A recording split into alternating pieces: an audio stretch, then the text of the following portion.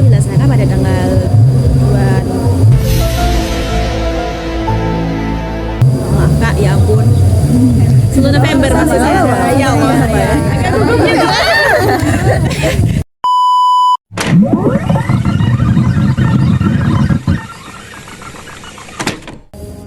Assalamualaikum warahmatullahi wabarakatuh.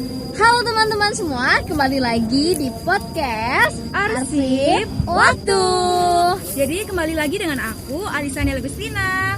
Aku Hairunisa. Kira-kira topik apa ya yang akan kita bahas pada podcast kali ini? Pasti kalian penasaran kan? Pasti penasaran dong.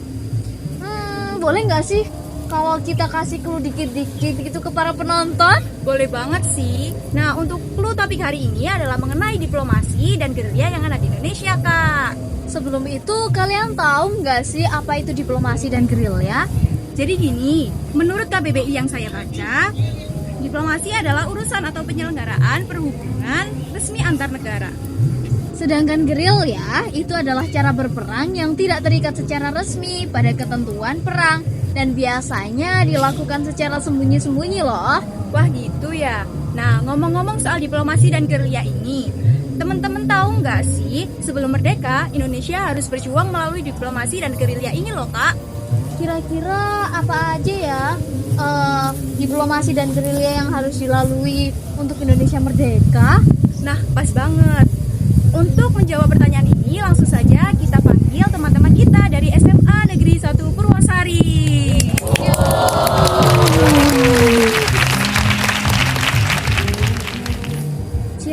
Cie, say hello dulu dong ke kamera. Boleh banget dong kalian kenalan ke teman-teman. Kan ada pepatah yang mengatakan, kenal maka tak sayang. Tiba-tiba kalau udah kenal malah nggak disayang. Halo teman-teman semua, kenalin nama aku Nadia. Aku Rizka. Dan aku Reva. Oke, gimana nih kabarnya semua? Pada sehat kan? Alhamdulillah sehat-sehat. Alhamdulillah ya. Jadi di sini kita akan sedikit bertanya-tanya kepada kalian, kepada kakak-kakak yang ada di sini, apa sih yang kalian ketahui mengenai diplomasi dan gerilya yang ada di Indonesia? Kakak-kakak ini pasti tahu dong apa itu diplomasi dan gerilya yang ada di Indonesia. Boleh dong share sedikit ke para penonton untuk kita belajar bareng-bareng. Boleh. Jadi apa saja sih diplomasi dan gerilya yang ada di Indonesia? Izin menjawab ya Kak Nisa. Jadi diplomasi dan gerilya yang ada di Indonesia itu ada beberapa macam. Di antaranya itu ada perjanjian Linggarjati, agresi militer 1, perjanjian Renville, agresi militer 2, perjanjian Rembrandt, dan juga konferensi Baja Bunda. Oke, aku pernah dengar sedikit nih mengenai perjanjian Linggarjati. Teman-teman juga pasti bertanya-tanya dong, apa sih penyebab dari terjadinya perjanjian Linggarjati ini? Jadi gini teman-teman, penyebab terjadinya perjanjian Linggarjati itu dikarenakan pada perundingan Woji-Belue yang dilakukan pada 14 April 1946 tidak dihasilkan kesepakatan antara Indonesia dan Belanda, makanya perjanjian Linggarjati dilakukan. Nah, perjanjian Linggarjati ini itu dilaksanakan pada tanggal 2 maaf Kak, ya ampun 10 November maksud saya. Ya Allah. Dilaksanakan tanggal 10 November di Desa Linggarjati, Kabupaten Kuningan, Jawa Barat. Nah, karena dilaksanakan di Desa Linggarjati itu perjanjian ini dinamakan sebagai perjanjian Linggarjati.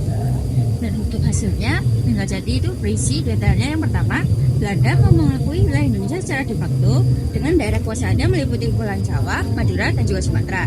Yang kedua, Belanda dan Indonesia sepakat untuk membentuk RIS. Dan yang terakhir, RIS dan Belanda sepakat untuk membentuk Uni Indonesia Belanda. Wah, kalau dilihat dari hasilnya sih sepertinya tidak terlalu menguntungkan pihak Indonesia ya. Iya kan Eli, betul. Jadi isi dari perjanjian Linggarjati ini ada 3 ya Kak? Betul Kak. Oke, jadi tadi aku kan juga sempat dengerin Kak Reva ya. Kak Reva menyebutkan ada agresi militer Belanda 1. Apa mungkin agresi militer Belanda 1 ini adalah bentuk pelanggaran dari perjanjian Linggarjati? Benar sekali Kak, jadi agresi militer Belanda 1 itu adalah bentuk pelanggaran Belanda terhadap perjanjian Linggarjati.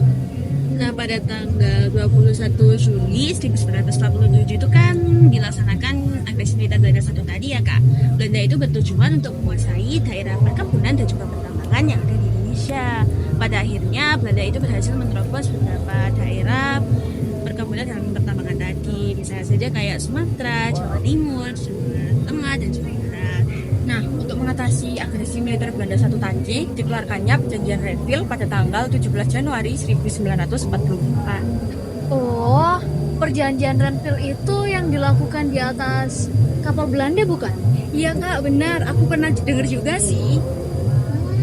Tapi setelah perjanjian Renville masih ada agresi militer 2. Apakah benar? Oh iya, betul. Panjang juga ya ternyata perjuangan bangsa Indonesia. Kalau di agresi militer 2, apa sih tujuan Belanda? Apakah mereka masih ingin menguasai sumber daya alam yang ada di Indonesia, Kak Rizka? Pada agresi militer Belanda 2, tujuan mereka berbeda Kak dari yang sebelumnya. Betul sekali Kak Rizka. Itu kali ini tujuan Belanda itu untuk melemahkan pusat pemerintahan di Indonesia. Jadi berbeda ya, pusat pemerintahan Indonesia. Berarti pada saat itu masih ada di Yogyakarta kan? Ya Kak Rizka, betul sekali. Karena Belanda waktu itu berharap bahwa dengan melemahkan pusat pemerintahan tadi, Belanda bisa mengambil alih kendali atas Indonesia. Ya, sayang sekali pada akhirnya Presiden Soekarno dan Pak Hatta itu berhasil diculik oleh Belanda, Kak. Waduh, berarti Belanda benar-benar berhasil dong menguasai Indonesia. Lalu gimana kelanjutannya? Untungnya sebelum ditangkap, Presiden Soekarno itu berhasil memberi mandat untuk membentuk PDRI di Bukit Tinggi, Sumatera Barat. Wah, untung saja ya masih sempat itu. Nggak kebayang sih kalau seumpama Indonesia terjadi kekosongan kekuasaan. Wah, gak bisa dibayangin sih kak. Bakal kacau banget gak sih? Kacau sih. Nah, setelah PDRI dibentuk pada tanggal 22 Desember 1948, mereka terus menyusun perlawanan untuk Belanda, Kak. Dan pada akhirnya, perlawanan Belanda terhadap Indonesia dikecam oleh PBB. PBB sudah bertindak, harusnya Belanda menyerah dong. Nah, aku setuju sih. Tapi mungkin karena itu juga ya terjadi perjanjian Romroyan. Gimana nih kak penyelesaiannya? Jadi pada tanggal 13 Juli 1949 pemerintahan Indonesia itu akhirnya kembali kok, Kak. Pak Soekarno dan Pak Hatta juga akhirnya dibebaskan oleh Belanda. Dan sesuai yang Kak Isa katakan tadi, Indonesia dan Belanda itu bakal memendirikan yang namanya perjanjian Romroyan. Tapi kan setelah perjanjian Romroyan masih ada KMB kan? Apakah nanti Belanda melakukan agresi lagi? Waduh, jangan sampai deh kak. Kayaknya gak bakal selesai masalah peragresian ini. Tenang aja Kak, KMB ini adalah salah satu hal yang diagendakan pada hasil perjanjian Romroyan. Alhamdulillah, ternyata bukan karena agresi ya kak. Iya ya. Tapi apakah pada akhirnya perjuangan Indonesia bakalan selesai di KMB? Jadi pada tanggal 2 November 1949 itu kan tercapai 4 persetujuan nih Kak di KMB. Salah satunya itu Belanda memberikan kedaulatan kepada RIS pada akhir Desember 1949. Ya, pada tanggal 27 Desember 1949 berlangsung penyerahan kedaulatan Indonesia di dua kota, yakni Amsterdam dan juga Jakarta. Wah, dan akhirnya setelah waktu yang sangat lama, akhirnya Indonesia berhasil mendapatkan kedaulatannya ya. Bener banget kak. Rasanya ikut lega nggak sih ya meskipun ampun. udah jadi sejarah buat kita. Ternyata banyak banget ya sejarah yang ada di Indonesia ini. Setuju. By the way, dari tadi kakaknya ini pada serius-serius ya. Udah makan kan? Udah kenyang banget ini. dong ya.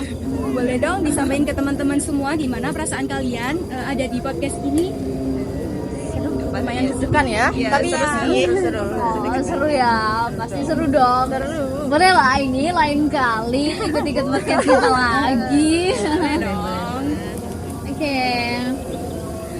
Oke guys, sekian dari kami. Terima kasih ya kak informasi yang diberikan kepada kita semua. Semoga informasi yang diberikan bisa bermanfaat buat kita semua. Amin. Terima kasih. Oke guys, cukup sampai kali ini aja podcast kita hari ini. Tunggu obrolan-obrolan kita selanjutnya. Sampai jumpa. Wassalamualaikum warahmatullahi wabarakatuh.